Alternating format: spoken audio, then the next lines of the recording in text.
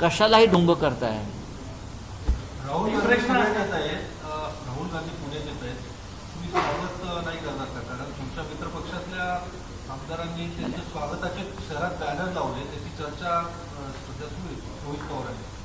बघा, रोहित पवारांनी बॅनर जरी लावले असले तरी राहुल गांधी जेव्हापासून राजकारणात आले तेव्हापासून आम्ही त्यांचे समर्थक आहोत. मी पहिला माणूस आहे की राहुल गांधी हाच देशाचा नेता आहे सांगणार. तेव्हा लोक मलाही वेळात काढत होते आणि राहुलजींनाही पप्पू म्हणत होते. तेव्हा मी एकटा होतो माझ्या पक्षामध्ये आणि बाहेर राजकारणात की हाच देशाचा नेता आहे आणि हा देशाचं नेतृत्व करतो. आता होर्डिंग बिल्डिंग लावतात लावू दे, जवळीकता वाढली असं असू द्या. रोहित पवारांची. हो, पण चांगली गोष्ट आहे ना, तर चुकीचं काय?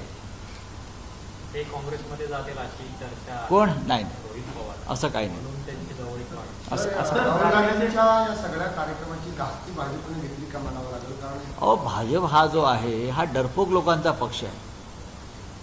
सत्तेची कवचकुंडलं आहेत म्हणून त्यांची थोडंसं ही दादागिरी दिसते.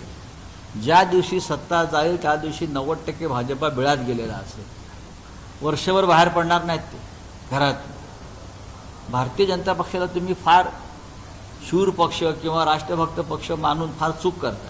आम्ही हा कार्यक्रम ठरवला असं भाजपच्या वतीने किंवा त्यांच्या युतीच्या वतीने सांगितलं. ही भीती आहे त्यांच्या मनातली राहुल गांधींनी निर्माण.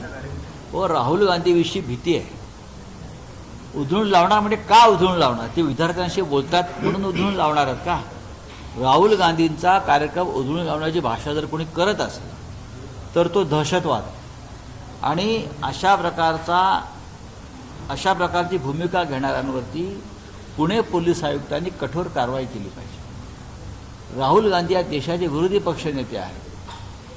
ते या देशातल्या विद्यार्थ्यांशी पुण्यातल्या बोलत आहेत, खास करून विद्यार्थिनीशी बोलत आहेत.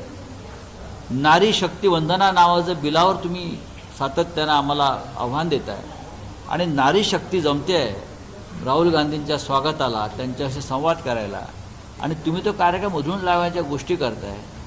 याला महाराष्ट्राच्या भाषेमध्ये गांडूगिरी म्हणतात. काँग्रेसच्या 60 लोकांवर गुन्हे दाखल झाले, पण जो राडा